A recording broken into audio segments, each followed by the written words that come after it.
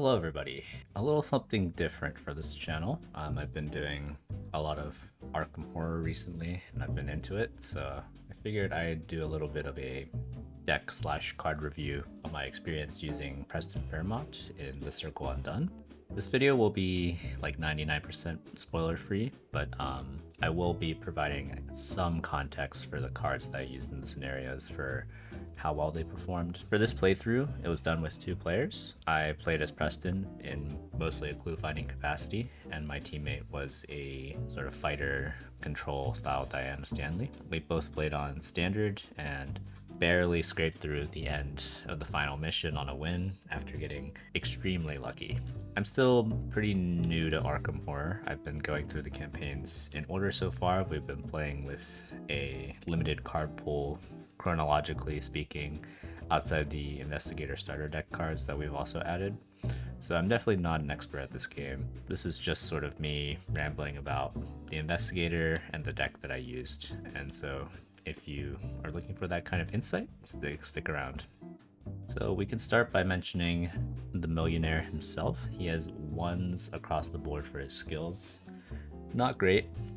He's not likely to pass many tests unless you like luck into a few outer sign passes. Health 7, sanity 7, having even stat line I feel like just generally pretty nice because you're more or less expected to take both kinds of damage pretty often. And his ability reads, anytime you gain 1 or more resources from a card effect, place them on family inheritance instead of in your resource pool. I would say that this is more a hindrance than a helpful ability. Speaking of that, I guess we can just go right away into his signature asset, family inheritance. This is a permanent asset that starts in play and has the action move all resources from this card to your resource pool. And force, when the turn begins, you place 4 resources onto this card, and they may be spent as if they were in your resource pool, and you discard everything at the end of your turn. This is, the main reason that you're probably playing Preston. You're interested in making a lot of money per turn, and 5 extra, which is the 4 on this, plus the 1 you get on upkeep, is quite a lot without any other help. I do like the flavor of this card a lot. It definitely paints the picture, this idea of him with an allowance or a monthly credit limit. I don't really know. But it's a very interesting asset to play with. Very strange to begin with. I think I messed up multiple times at the start of the scenario not putting resources on this thing when I should have. So it definitely takes a little bit of getting used to. I would not expect you to take this action every turn. You're more likely trying to spend more money unless you're going a sort of big money archetype style, which I know is the thing. But if you do try to take more money every turn, you're probably going to end up more action starved than you would like. So that's why I opted for more of a spending focus so that you can spend the 4 resources and move on without having to take that last action. I came to realize that I think the 5 resources alone that you get is probably not going to cut it more often than not, and I'll discuss the economy stuff as a whole later. I will say is that because the resource generation kicks in at the start of your turn, it means that you're not going to get the 4 resource during the Mythos phase, and that has came up multiple times where I would have liked to use it. So if you're looking to do that, you will be out of luck. His weakness is Lodge Debts. This is a event that costs 10 to play and does nothing except remove itself from the game. It's a mild weakness, to put it bluntly. I think I had it go off twice, as in not play it for a 10 and then just take the mental trauma. But it's really not a big deal. The bright side is that it does get removed from your deck completely instead of having to shuffle it into your deck.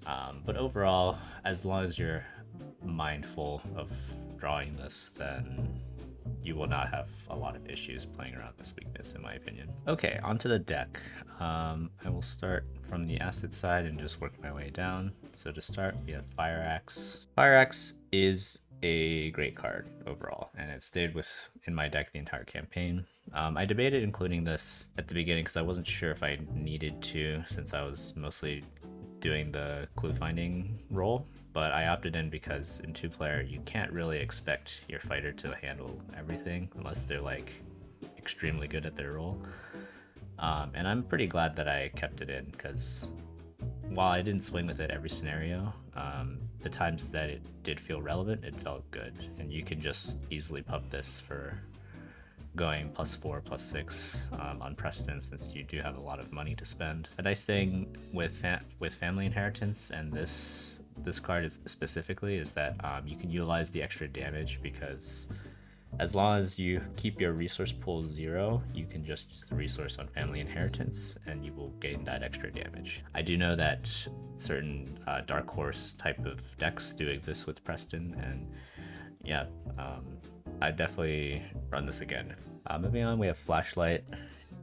It's Flashlight, not much to say about it. It's a pretty decent level 0 option for Preston for investigating. Before you get some of your power cards, just being able to reduce areas to 0 will just let you gather clues reliably as somebody with 1 intellect stat. I do swap these out pretty early, initially with the intention of going newspaper level 2, but it actually didn't pan out that way during the campaign. Next we have Rabbit's Foot. It was great, since we failed basically like almost every skill test in the Mythos phase, so that's just a lot of extra card draw that you're getting if you can get this out. Realistically, so I was only playing 1 of this in my deck initially with the intention to play 2, but I swapped to 2 Leather Coat plus 1 Rabbit's Foot, more so because I wanted to just play with the Leather Coat plus Lonnie Ritter combination. But I think in hindsight I probably would have kept 2 of these in my deck for sure. At level 0 Preston, I don't think you can go wrong with having this in your deck. Next we have Leo the Luca. I'm skipping over Leather Coat here, because I'll just talk about it with Lonnie, but yeah, Leo is just one of those like staple rogue allies for a lot of people, and I feel like especially so for Preston, he gets a lot of value. You're making tons of money per turn, so the 6 cost is not as bad for you. He lets you do the action on your family inheritance easier, and since I was also running Skeleton Key, he helps a lot in being able to take the Skeleton Key to round locations. So 100% this is like somebody that you're probably looking for in your opening hand. Yeah, next we have Lonnie Ritter. She gives you the extra fist, which does come up if you want to be swinging with Fire Axe. And mostly you're using her in combination with some sort of body armor that you can repair, which also helps her heal horror, so you can sort of pseudo heal both health and sanity at the same time. And you do have to pay 1 resource for it, but since we're, Preston, the 1 resource is probably not going to be that big of a deal for you. Overall, I feel like Lonnie was just like an okay include. Definitely, like if you're going to be taking a lot of damage, you can sort of plan for it. Somebody like Peter is more reliable for like just normally horror healing. Later on, you can get like Jessica Hyde. I don't think she's in the Circle Undone, so we weren't playing with her. And you definitely do not run her if you're not playing some sort of body armor that you can repair. We have a 1-of Dig Deep. This is just a placeholder for something else. Don't pay too much attention to this. Overall, I probably don't play this. I just play like a money asset instead. Okay, next we have Drawing Thin. I didn't play with the taboo list, and at level 0, this card is kind of crazy, just in terms of being able to get. It's flexible, so you can get money or the card. I think more times I was doing the card draw rather than the resources. It's not limited to 1-of per investigator, so you can have like 2 of these out and then it gets like really crazy. It is a little scary to try and use this in those treachery situations that have like the scaling penalties for like you fail and you take like X amount of horror for each point you failed by. For any like static checks, yeah, why not? And the conclusion I came to was that I probably actually was not tapping this enough overall during the campaign. I definitely run this again. I kind of like feel bad playing with this at level 0, so it's not included in the deck that I will be using for the next campaign, but it is a very good card and you should try playing with it if you're not running Taboo at level 0. Next we have Look What I Found. If you've played at all with the base game or any of the campaigns in between, I don't think I have to tell you that like this is a pretty good card.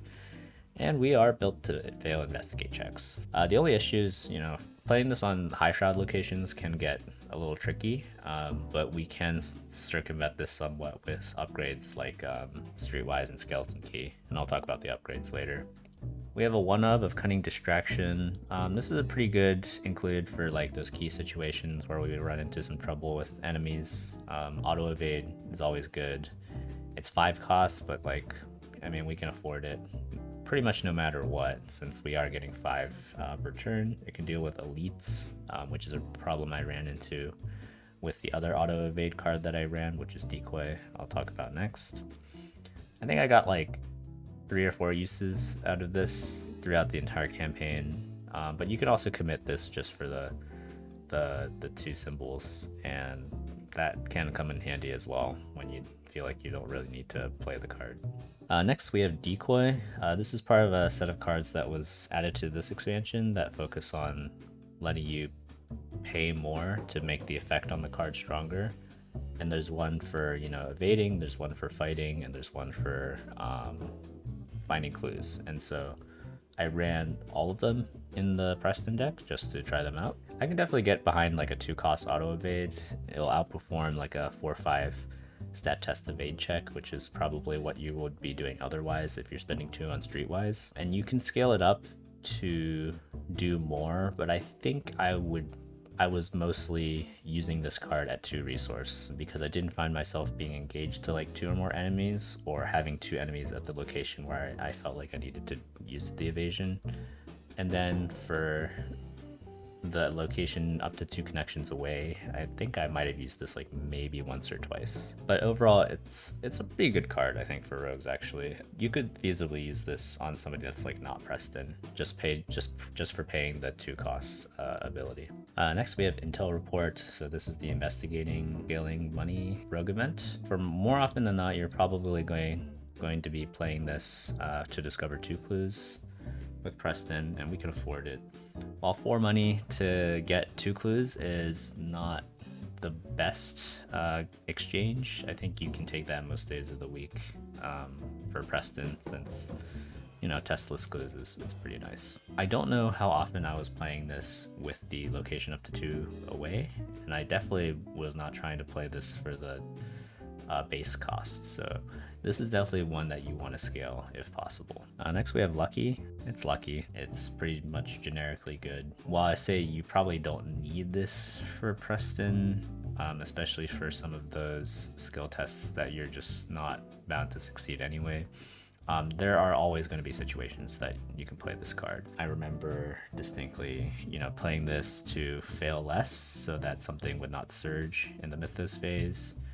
I remember playing this to get my skill value to 2 or less so that I could play Look What I Found. Whether or not that's worth it to do, I don't really know, but it was a cool interaction to find out that I could do that I hadn't thought about before until I was playing this deck. Okay, next we have Money Talks. So this basically changes your skill test into a resource test. For big money archetypes that let you save a lot of money, this is probably pretty good, but I was spending way more money than I thought initially, and so I didn't end up getting a lot of value out of this card, and I eventually switched it out of my deck. Yeah, overall I think you probably want to be running some other resource cards if you're going to be playing this at all on Preston.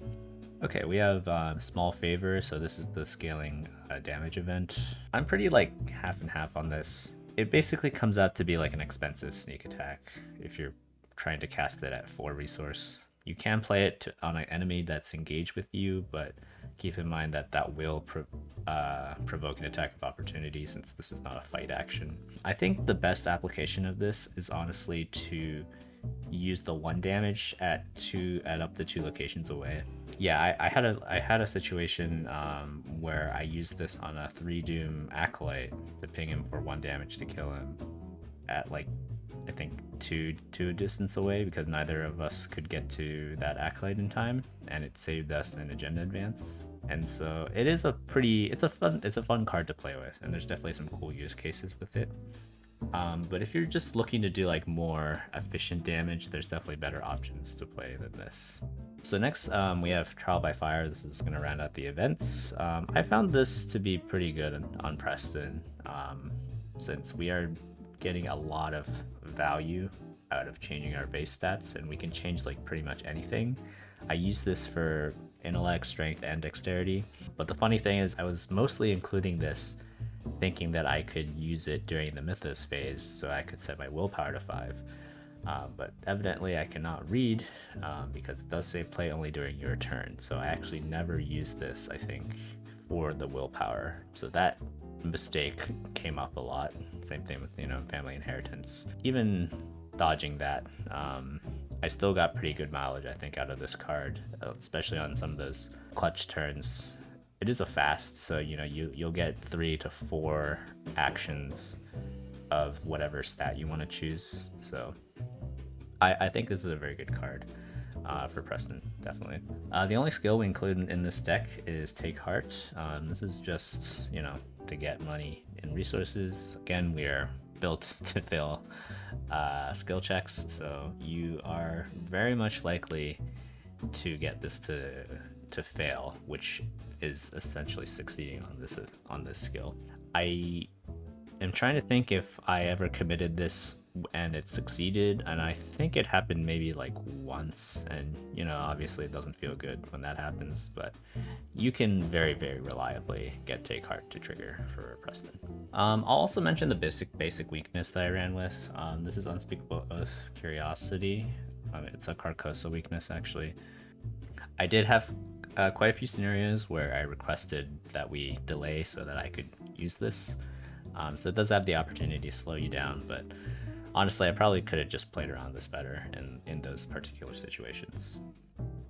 For upgrades, I think this is roughly, what my deck looked like at the end of the campaign. I'm not 100% sure if this is correct, but it's correct enough. So I'm gonna go over these roughly in the order that I purchased them.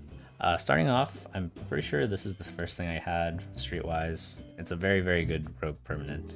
It essentially turns your investigator from a 1/1/1/1 into like a 1/4/1/4, and you can always pump this more than once to get to like 7 or 10 for some of the harder tests.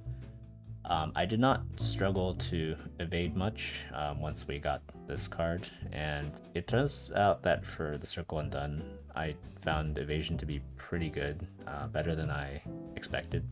So this seems like a no-brainer to include for like a spending focus Preston. I will say that this is basically the majority of where your money is probably going to go, unless you have some better options. If you think about it in terms of the money, the reason why I think I ran so short is that you have to pump this in order to do the book test or the foot test, even if you're trying to test on like 1 against the skeleton key to pass reliably. Trying to do this, 3 actions per turn, you're going to need like a minimum of around 6 resource to sustain that per turn. So that's why not having other economy options is probably not good.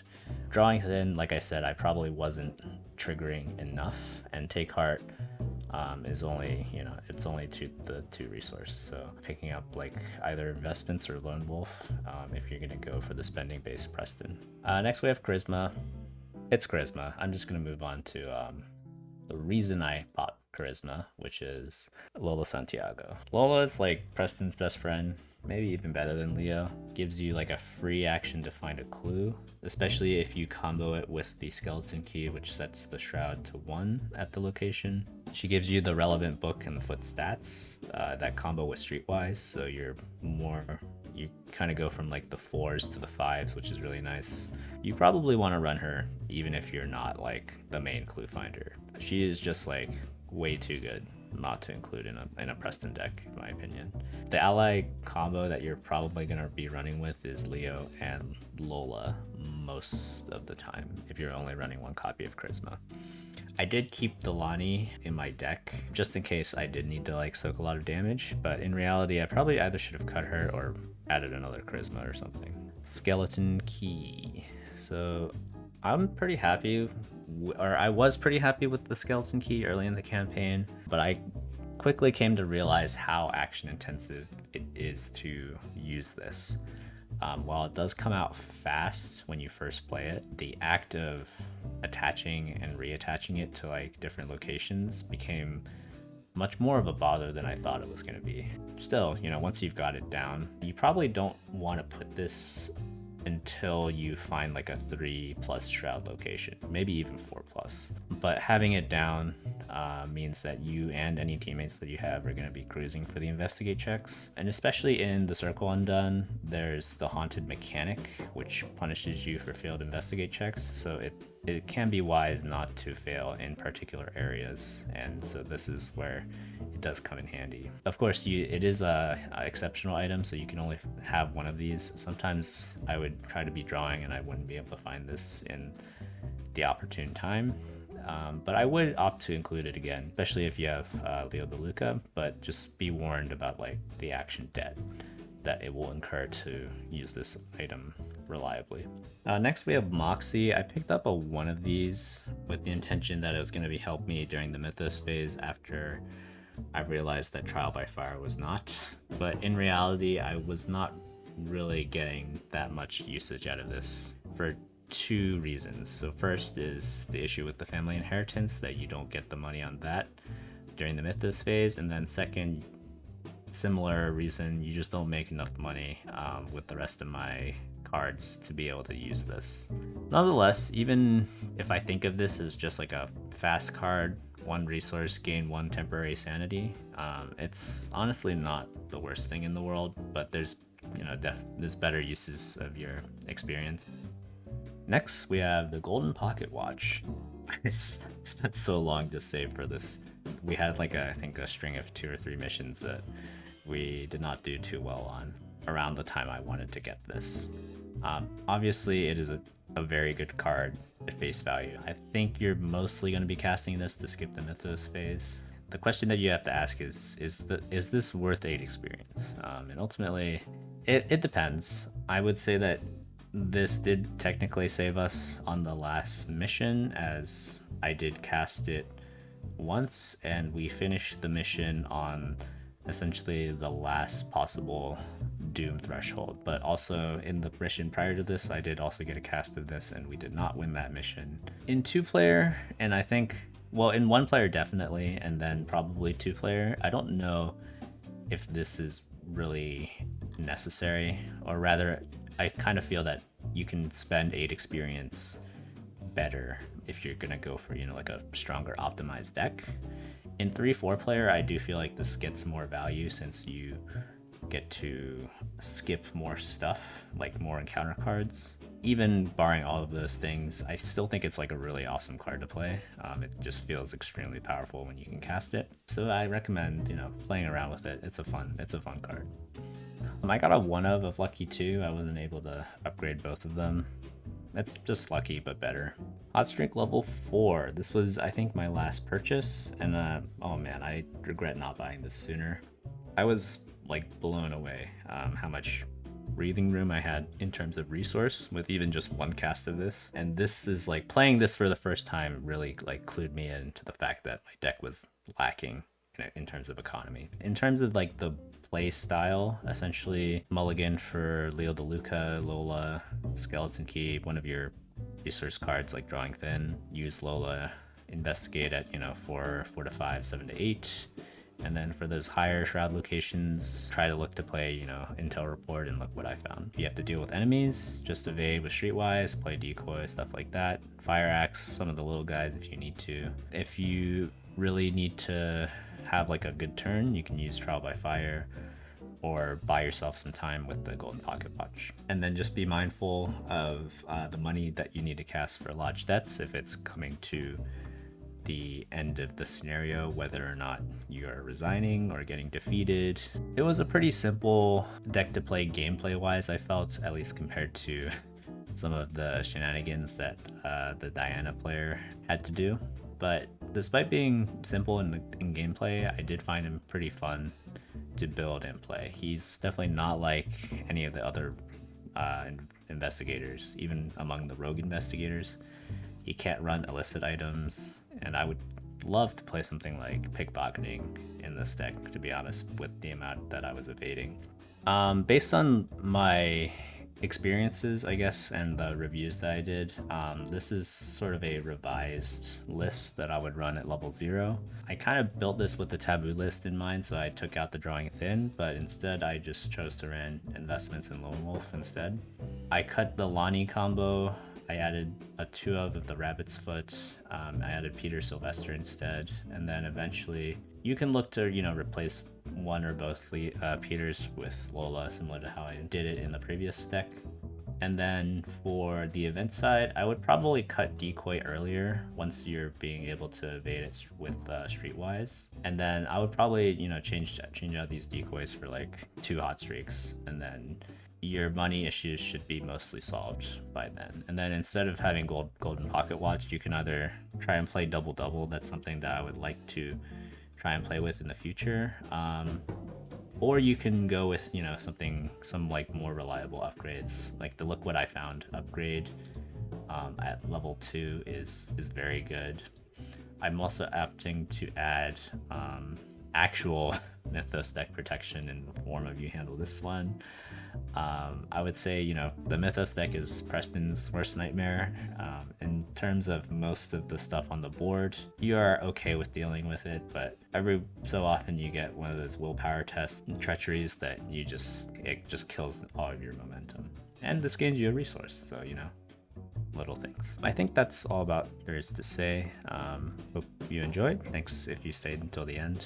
If you have any comments about your experience with Preston Fairmont, any sort of like card interactions and deck building tips, feel free to share them down below.